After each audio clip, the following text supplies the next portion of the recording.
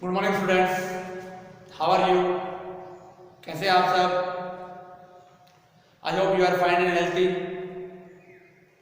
हम आशा कर रहे हैं कि आप अपने घर पर स्वस्थ होंगे, आनंद से होंगे, टाइम का यूटिलाइजेशन कर रहे होंगे, ऑनलाइन क्लास का पूरा बेनिफिट ले रहे होंगे और अपने नोट्स प्रिपेयर कर रहे होंगे। लास्ट वीडियो में हमने आपसे डिस्कस किया था हेलोजन में हेलो एरिन्स के बारे में कि हेलो एरिन्स क्या होते हैं और उनके बनाने की विधियों के बारे में कि कितनी विधियों के द्वारा हम क्या कर सकते हैं, हेलो एरिन्स को क्या कर सकते हैं, बना सकते हैं। Today I discuss physical and chemical property of hello arenes. Video को लाइक करें, शेयर करें, चैनल सब्सक्राइब करें, बेल आइकन प्रेस करें। Now we are starting today topic properties of haloarenes. Haloarene के गुणधर्म। हेलोएरीन के गुणधर्म के बारे में क्या करते हैं, बात करते हैं। तो सबसे पहले हम बात करेंगे भौतिक गुणधर्मों के बारे में।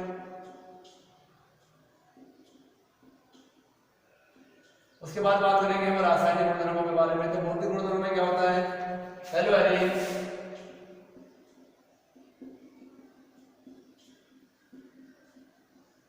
रंगहीन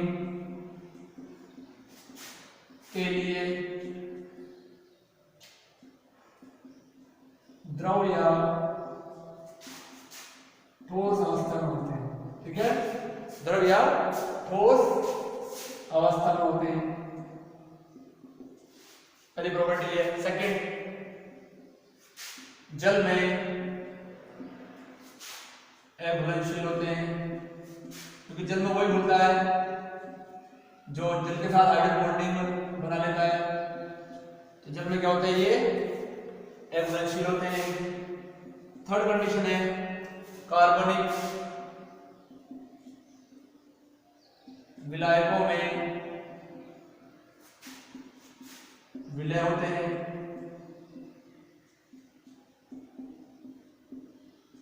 कार्बनिक विलायकों में विलय होते हैं। चौथा है इनका घनत्व जल से अधिक होता है, यानी भारी होते हैं। ठीक है, इनके जल में डालने से नीचे बैठ जाएंगे। पांचवा है इनके गलनांक तथा क्वथनांक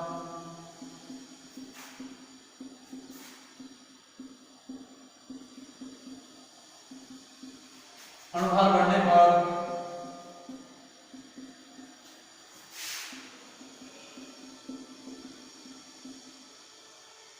बढ़ते जाते हैं।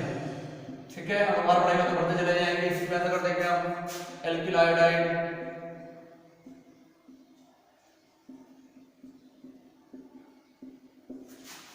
एल्किल ब्रोमाइड,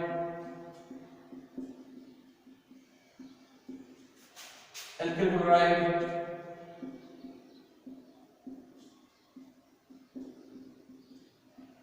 तो सबसे ज्यादा इसका, सबसे कम इसका, इसके लास्ट में आ जाएगा हमारा सबसे लास्ट एल्किल फ्लोराइड।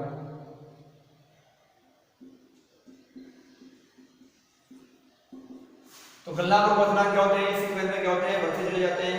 इनके आयोडीन का अणुभार ज्यादा होता है, जैसे जैसे अणुभार बढ़ेगा ऐसे ऐसे क्या होता है, इनके गलनांक और क्वथनांक क्या होते हैं, अणुभार बढ़ने के साथ साथ बढ़ते चले जाते हैं।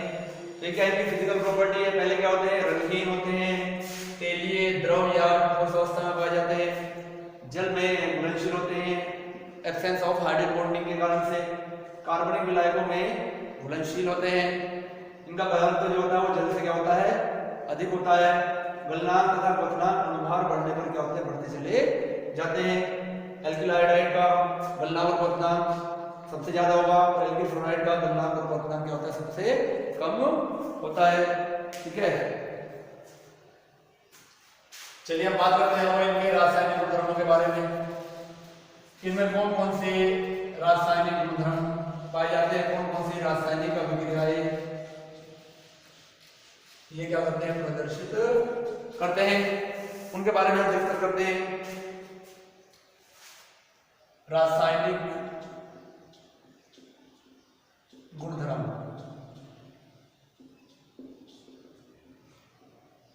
रासायनिक गुणधर्म के बारे में क्या करेंगे, बात करेंगे। तो सामान्य रूप से जो हैलोजेंस होते हैं वो बेंजीन, नाभिक की इलेक्ट्रॉन स्नेही प्रतिस्थापन अभिक्रिया देंगे।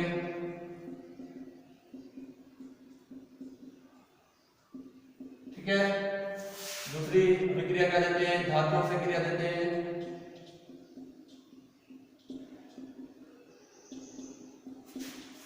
तीसरी अभिक्रिया जो देते हैं वो देते हैं अपचयन अभिक्रिया। चौथी अभिक्रिया जो देते हैं वो देते हैं आपकी नाभिक स्नेही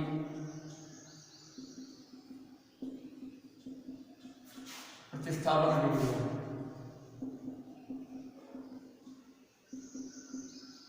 तो 4 प्रकार के रासायनिक गुणधर्म क्या करते हैं, हैलोजेंस के द्वारा क्या किए जाते हैं, प्रदर्शित किए जाते हैं। हम स्टेप बाय स्टेप एक एक करके क्या करते हैं, सबके बारे में क्या करते हैं, अध्ययन करते हैं। तो पहले हम बात करते हैं बेंजीन नाभिक की इलेक्ट्रॉन स्नेही प्रतिस्थापन अभिक्रिया। ये ऐसी अभिक्रिया है जिसमें क्या होता है, आक्रमण कार्य अभिकर्मक कैसा होता है, क्या होगा आपका, इलेक्ट्रोफाइल होगा। इलेक्ट्रोफाइल मीन क्या होगा आपका, पॉजिटिवली चार्ज, क्या होगा, पॉजिटिवली चार्ज वाला होगा। तो क्या होती है, इलेक्ट्रोफिलिक सब्स्टिट्यूशन रिएक्शन देता है। अब हम देखते हैं कि जो हमारा बेंजीन है, जो इलेक्ट्रोफिलिक सब्स्टिट्यूशन रिएक्शन जो होगा वो किस प्लेस पर देगा, Cl है। ठीक है, तो क्या करेगा, ये नॉन पेयर इलेक्ट्रॉन यहां ट्रांसफर करेगा। ये इलेक्ट्रॉन क्या आएंगे, यहां से बाहर प्लेस में नेक्स्ट कार्बन पर आ जाएंगे। तो क्या बन जाएगी, अनुनाद संरचना बन जाएगी Cl प्लस, यहां आंशिक द्विबंध बन जाएगा, एक बॉन्ड यहां एक बॉन्ड यहां और नेगेटिव चार्ज यहां आ जाएगा। नेक्स्ट स्टेप में क्या होगा, ये नेक्स्ट कार्बन को देगा, तो ये वाले जो पाई इलेक्ट्रॉन है यहां स्थानांतरित हो जाएंगे। क्या बन जाएगा, Cl प्लस डबल बॉन्ड,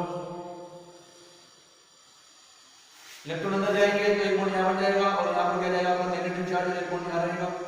अब क्या होगा, नेक्स्ट कार्बन को देगा तो ये क्या जाएंगे, बाहर आ जाएंगे। क्या बन जाएगा आपका, Cl प्लस एक बॉन्ड यहां होगा, ये क्या हो जाएगा, यहां नेगेटिव चार्ज आ जाएगा। अब क्या होगा, ये क्या करेंगे, यहां पर अंदर देगा तो ये वापस बाहर चले जाएंगे। तो क्या हो जाएगा, Cl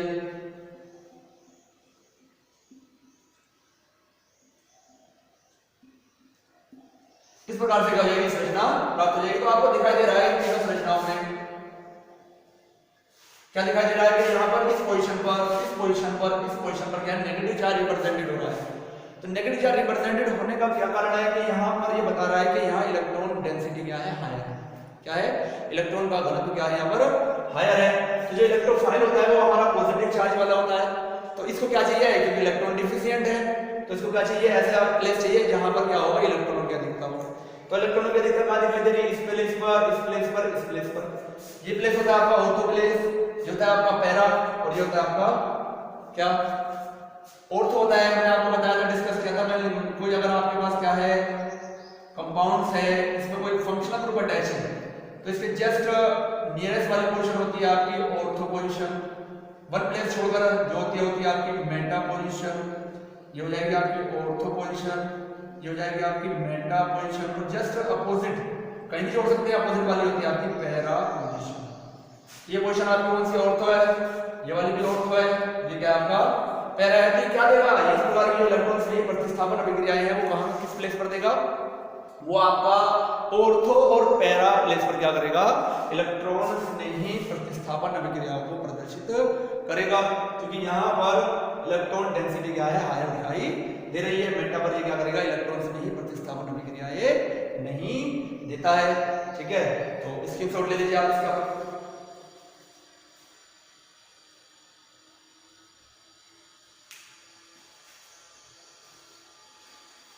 चलिए थोड़ी सी और बात करते हैं इसके बारे में हम।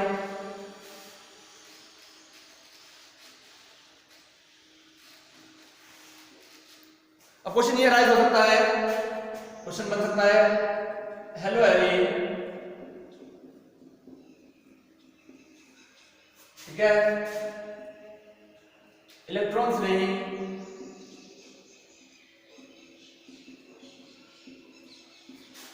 प्रतिस्थापन अभिक्रियाओं में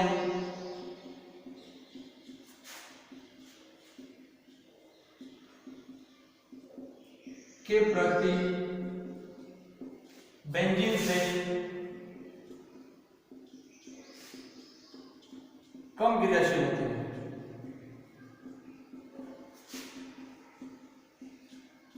होते हैं। क्यों? या वो क्वेश्चन यहाँ राइज हो सकता है, बन सकता है। तो हम देख लेंगे कि जो हमारे हेलोजेंस है उसमें Cl है हमारे पास, और नॉर्मल क्या है, बेंजीन हमारे पास है। तो यहाँ पर जो क्लोरीन है इसकी विद्युत ऋणात्मकता क्या है, हायर है, और यहाँ पर कोई ऋणात्मक समूह नहीं जुड़ा हुआ है। तो किसी ना किसी कारण से क्या करेगा, ये -I प्रभाव को यहाँ प्रेजेंट करेगा। कौन सा क्या करेगा, -I इलेक्ट्रॉन को क्या करेगा, अपने आप को अट्रैक्ट करेगा। और यहाँ पर क्या है, ऐसा कोई क्रियात्मक समूह नहीं है, कोई समूह जुड़ा हुआ नहीं है बेंजीन में, तो यहाँ पर -I इफेक्ट रिप्रेजेंट नहीं होगा। अब क्या होगा, जैसे इलेक्ट्रॉन को अपनी ओर को आकर्षित करेगा तो किसी ना किसी रूप से इसके सापेक्ष इसकी ऊपर इलेक्ट्रॉन डेंसिटी क्या हो जाएगी, -I प्रभाव के कारण से लोअर हो जाएगी बेंजीन के सापेक्ष।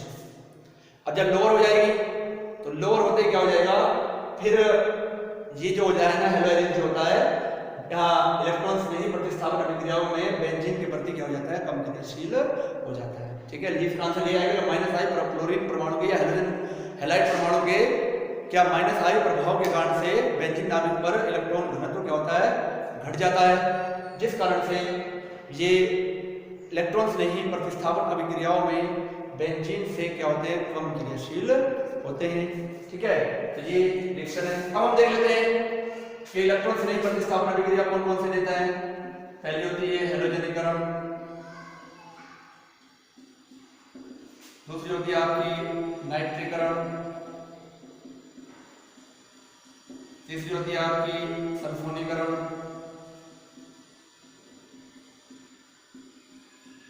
चौथी होती है आपकी फ्रीडलक्राफ्ट,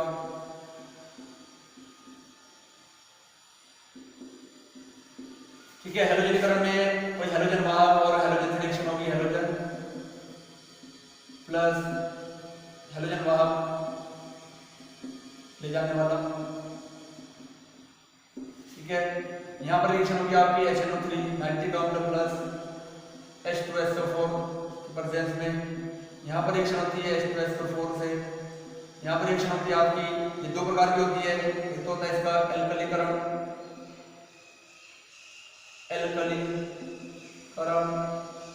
एक होता है एसिडीकरण।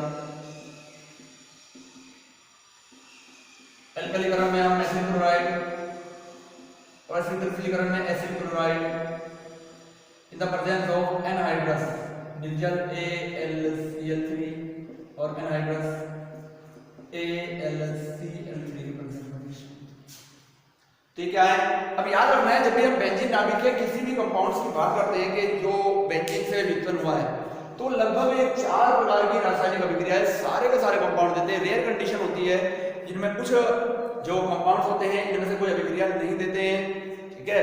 जैसे अगर हम एनिलीन की बात करें, नाइट्रोजन है NH2 जुड़ जाता है तो क्या होता है, फ्रीडलक्राफ्ट अभिक्रिया नहीं देता है, तो वो कंडीशन होती है वहां पर, तो कुछ रिएक्शन नहीं देते। लेकिन नॉर्मल जो बात करें 99% तक क्या करते हैं, ये सारे के सारे क्या करते हैं, जिसमें बेंजीन का कोई भी डेरिवेटिव होगा तो क्या करेगा, वो सारी 4 प्रकार की रासायनिक अभिक्रियाएं देगा।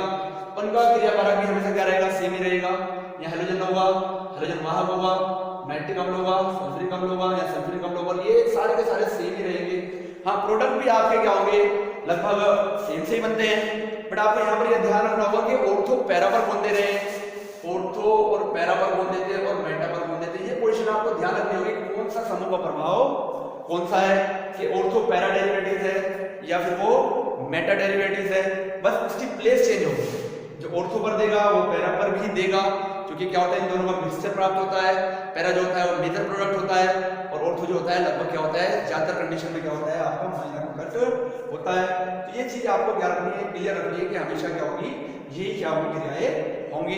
अगर हम बेंजीन नाभिक के किसी भी क्या कर रहे हैं यौगिक की बात कर रहे हैं, बस पोजीशन याद रखनी है, ऑर्थो पर होगी, पैरा पर होगी या मेटा पर होगी, फिर कौन सा समूह ऑर्थो प्रभाव करेगा, कौन सा पैरा करेगा, कौन सा मेटा करेगा। ऑर्थो वाला पैरा भी देगा और मेटा वाला क्या होगा अलग प्रभाव दे देने। इलेक्ट्रॉन रिलीजिंग ग्रुप जुड़ा होगा तो इलेक्ट्रॉन डेंसिटी बढ़ाएगा, तो ऑर्थो और पैरा पर देगा। इलेक्ट्रॉन अट्रैक्टिंग ग्रुप अगर अटैच करेंगे तो इलेक्ट्रॉन को खींच लेगा, तो क्या करेगा वो मेटा प्रभाव को उत्पन्न करेगा। जैसे हम जोड़ देंगे यहाँ पर COOH जोड़ दें, SO3H जोड़ दें, ये क्या हो गया आपके मेटा डेरिवेटिव्स थे। क्यों? क्योंकि इलेक्ट्रॉन को खींचेंगे। और जैसा हमने लिखा है Cl CH3OH, ये ग्रुप लिख देंगे। ये ग्रुप क्या होंगे आपके जो होते हैं ये रिलीज करने वाले होते हैं, ये क्या देंगे ऑर्थो और पैरा पार्टीशन और भी होते हैं। याद रखना है ग्रुप की नेचर ग्रुप के ऊपर डिपेंड करेगा कि हमारा ऑर्थो पैरा डेरिवेटिव्स मिलेंगे या हमें प्रोडक्ट में मेटा डेरिवेटिव। स्क्रीनशॉट ले लीजिए।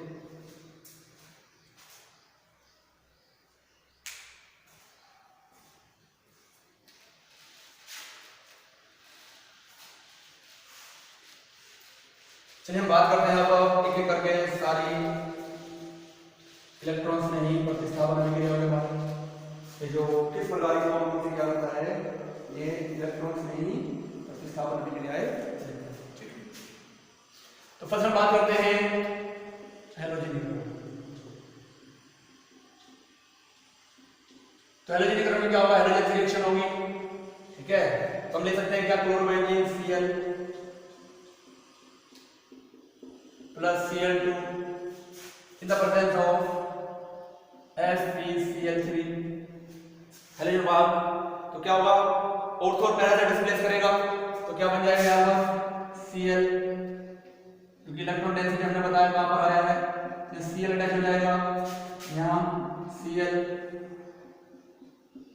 और यहाँ पर Cl अटैच हो जाएगा, तो क्या हो जाएगा ऑर्थो इन 1,2 डाइक्लोरोबेंजीन। क्या हो जाएगा ऑर्थो डाइक्लोरोबेंजीन लिख सकते हैं आप, लिख सकते हैं 1,2 डाइक्लोरोबेंजीन लिख सकते हैं, यहाँ लिख सकते हैं आप 1,4 डाइक्लोरोबेंजीन लिख सकते हैं, ठीक है। तो इस प्रकार से क्या मिलेगा आपको, हैलोजनीकरण कराएंगे जब तो क्या मिलता है हमें डाई हैलोजन ट्रिपल क्या होता है प्राप्त हो जाता है। सेकंड कंडीशन हम देखेंगे, दूसरी रिएक्शन है हमारी नाइट्रीकरण, ठीक है। तो ये क्या हो गया आपकी HNO3 plus H2SO4 की प्रेजेंस में। अब हम जानते हैं जो ये एक एसिड होता है और ये भी एसिड होता है, तो क्या होगा, ये H डोनेट करेगा और NO3 में माइनस आ जाएगा, तो माइनस आते ही क्या बन जाएंगे, न्यूक्लियोफाइल बन जाएगा। बट हमें इलेक्ट्रोफाइल बनाना है, तो ये इससे ज्यादा पावरफुल वाला है, तो क्या करेगा, ये यहाँ से OH को अटैक करेगा और NO2 को फ्री कर देगा। तो क्या बनेगा हमारे पास NO2 पॉजिटिव बनेगा प्लस 2HSO4 माइनस बन जाएंगे, यहाँ से हो जाएगा ये प्लस H3O प्लस में क्या होगा प्राप्त हो जाएगा। तो इस प्रकार से आप क्या होगा यहाँ पर ये NO2 मिला है, तो ये NO2 क्या करेगा, रिएक्शन करेगा किस पर, बेंजीन, यानी कि जो भी हमारा क्या है हेलो एरिन है इस पर रिएक्शन करेगा, ठीक है। तो हम लिख सकते हैं यहाँ पर Cl प्लस NO2 प्लस, तो क्या करेगा ऑर्थो और पैरा पर करेगा, तो क्या बनेगा आपका Cl NO2 plus Cl NO2 ortho और पैरा प्रोडक्ट बनाएगा हमारा, ठीक है। तो इस प्रकार से क्या हो जाएगा, नाम क्या हो जाएगा, ऑर्थो नाइट्रोक्लोरोबेंजीन और पैरा नाइट्रोक्लोरोबेंजीन, ऑर्थो नाइट्रोक्लोरोबेंजीन हो जाएगा आपका पैरा नाइट्रोक्लोरोबेंजीन। अब आप चाहे तो इस रिएक्शन को ऐसे भी दिखा सकते हैं, चाहे तो एक कंप्लीट भी दिखा सकते हैं, कैसे Cl plus HNO3 in the presence of H2SO4 product बन जाएगा आपके पास Cl NO2 plus Cl NO2 और माइनस H2 यहाँ से करेगा रिमूव हो जाएगा। तो आप चाहे तो स्टेप बाय स्टेप दिखा सकते हैं क्रियाविधि के आधार पर छोटी सी, या आप इस प्रकार से नीचे रिएक्शन को दिखा सकते हैं। ये कंप्लीटली हमने क्या लिखी है, रिएक्शन लिखी है। तो दोनों तरीके से क्या हो सकती है, रिएक्शन रिप्रेजेंटेड हो सकती है। स्क्रीनशॉट लीजिए आप। नेक्स्ट रिएक्शन की बात करते हैं। चलिए हम बात करते हैं अब सल्फोनीकरण के बारे में।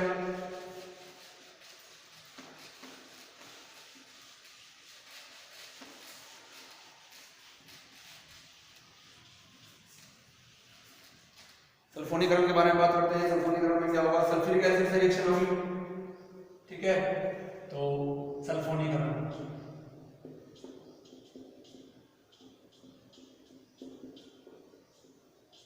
ठीक है। सल्फोनीकरण में क्या होगा, रिएक्शन होगी Cl,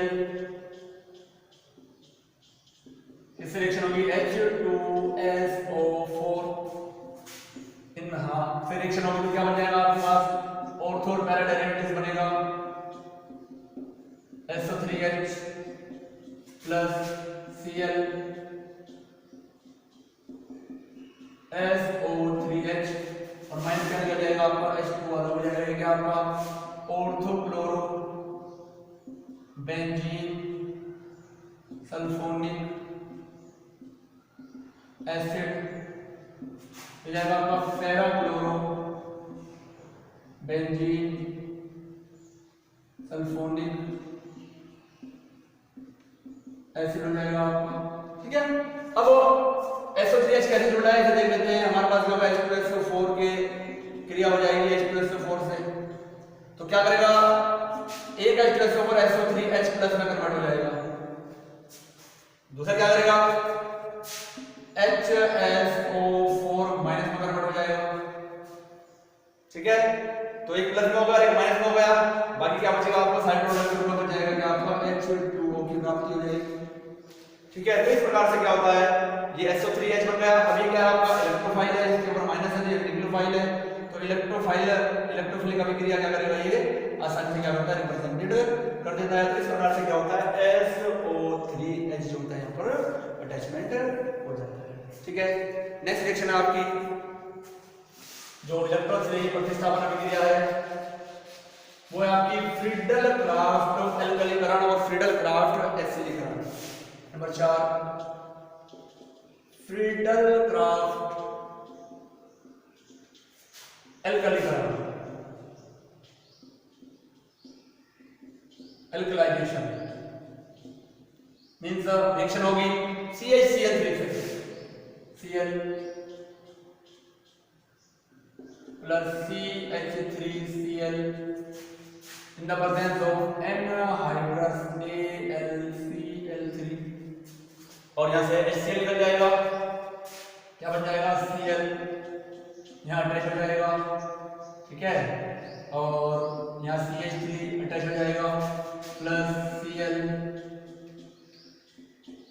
अटैच हो जाएगा प्लस CH3 अटैच हो जाएगा ऑर्थोक्लोरोटालोइन और पैराक्लोरोटालोइन का क्या हो जाएगा, नाम बन जाएगा। लिख सकते हैं हम ऑर्थोक्लोरोटोलुइन और पैराक्लोरोटोलुइन, ठीक है, नाम हो जाएगा। अब इसकी छोटी सी मैकेनिज्म देख लेते हैं। मैकेनिज्म किस प्रकार से होती है, कैसे क्या हो रहा है, कंपाउंड बन रहा है। तो पहले भी हमने डिस्कस किया था, कल AlCl3 के साथ डिस्कस किया था, दोबारा डिस्कस कर लेते हैं। तो पहले क्या होगा, AlCl3 प्लस CH3Cl क्या हो जाएगा, यहाँ पर रिएक्ट करेंगे और ये Cl को अटैक करेगा। अटैक करने के बाद क्या बन जाएगा, AlCl4 minus plus CH3 plus बन जाएगा। अब ये जो बनाया आपका इलेक्ट्रोफाइल अटैक करेगा कहां पर, हमारा जो कंपाउंड होगा उसके ऊपर क्या करेगा, अटैक करेगा, ठीक है।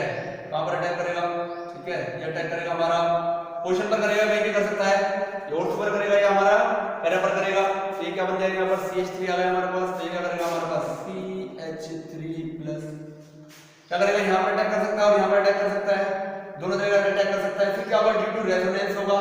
तो रेजोनेंस होने के बाद क्या होगा, आपका कल बताया था आपको रेजोनेंस के बारे में। तो रेजोनेंस होने के बाद क्या होगा, आपका स्टेबल कंपाउंड फॉर्म हो जाएगा। तो इस प्रकार से क्या मिलेगा आपको यहाँ पर Cl और क्या मिलेगा यहाँ पर CH3 का अटैचमेंट होगा, प्लस पैराबोल सुपर होता है तो Cl और क्या बन जाएगा यहाँ पर हमारा CH3 का अटैचमेंट होता है। और ये है Cl3, क्योंकि जहां से ये निकलेगा अटैच होगा वहां से H निकलेगा, भाई जहां से ये अटैच होगा ना फोर्थ पैरा वहां से H का रिमूवल होगा, तो यहाँ से H रिमूव हो जाएगा। ठीक है, तो लिख सकते हैं हम यहाँ पर -H प्लस रिमूव। तो H प्लस रिमूव होगा तो यहाँ से क्या करेगा, ये रिएक्शन करेगा इससे, तो क्या बनेगा AlCl4 H प्लस रिएक्शन करेगा, क्योंकि H प्लस निकलेगा यहाँ से जहां पर भी अटैचमेंट होगा। तो यहाँ से Cl ले जाएगा तो क्या बना लेगा आपका HCl बना लेगा प्लस AlCl3। हमें जो हमने कैटलिस्ट लिया था वो हमें क्या होता है फर्दर एसिड प्राप्त हो जाता है। तो -H यहाँ लिख सकते हैं। तो ये क्या है, इस प्रकार से क्या हो रही है फ्रीडल ग्राफ एल्कलीकरण अभिक्रिया यहाँ पर क्या हो रही है, संपन्न हो रही है। ठीक है, इसके बाद हम बात कर लेते हैं एसिलीकरण। फ्रीडल ग्राफ एसिलीकरण, एसिलीकरण अभिक्रिया किस प्रकार से होती है उसके बारे में डिस्कस करते हैं। फ्रीडल ग्राफ एसिलीकरण, एसिल क्लोराइड एसिलीकरण सेम कंडीशन है, बस आपका टैगिंग रिएक्शन क्या हो जाएगा, चेंज हो जाएगा। एसिटिल क्लोराइड हमने ले लिया यहाँ पर, एसिल क्लोराइड कह सकते हैं, एसिटिल क्लोराइड ले लिया हमने यहाँ पर। ठीक है, अब क्या होगा, एनहाइड्रस AlCl3 के परसेंट में लेंगे हम, तो और पैरा पर रिएक्शन हो जाएगी, -H से निकल जाएगा, यहाँ से Cl और यहाँ से H क्या बन जाएगा आपका Cl COCH3 plus Cl COCH3 ये बन जाएगा। ठीक है, ऑर्थोक्लोरो एसीटोफिनोन जो जाएगा आपको पैराक्लोरो एसीटोफिनोन ये बन जाएगा। तो इस प्रकार से ये इलेक्ट्रॉन श्रेणी क्या है, प्रतिस्थापन अभिक्रियाएं हैं। तो आज की वीडियो में मैंने आपसे डिस्कस किया है इलेक्ट्रॉन हेलो एरिन की क्या की है, हेलो एरिन की इलेक्ट्रॉन श्रेणी प्रतिस्थापन क्रियाओं के बारे में। ठीक है, याद रखना क्या होती है, पहले होती है हेलोजेनिकेशन, हेलोजनीकरण। ठीक है, हेलोजन और हेलोजन वाहक उपस्थिति में। सेकंड हमने नाइट्रीकरण। ठीक है, HNO3 और H2SO4 की प्रेजेंस में क्रिया करा रही है। थर्ड हमने आपसे डिस्कस करी सल्फोनीकरण, मींस सांद्र H2SO4 की प्रेजेंस में रिएक्शन होगी। फोर्थ हमने आपसे डिस्कस करी है फ्रीडल क्राफ्ट अभिक्रिया। ठीक है, टू टाइप्स की होती है, एल्कलीकरण और एसिडीकरण। याद रखना, एल्कलीकरण जो है वो आपकी CH3Cl Maithil chloride plus anhydrous AlCl3 के प्रेजेंस में होगी। और जो आपका एसिडीकरण है CH3COCl और एनहाइड्रस AlCl3। नेक्स्ट वीडियो में हम आपसे जो हेलोजेंस के बाकी बचे हुए रासायनिक गुणधर्म है उनके बारे में क्या करेंगे, डिस्कस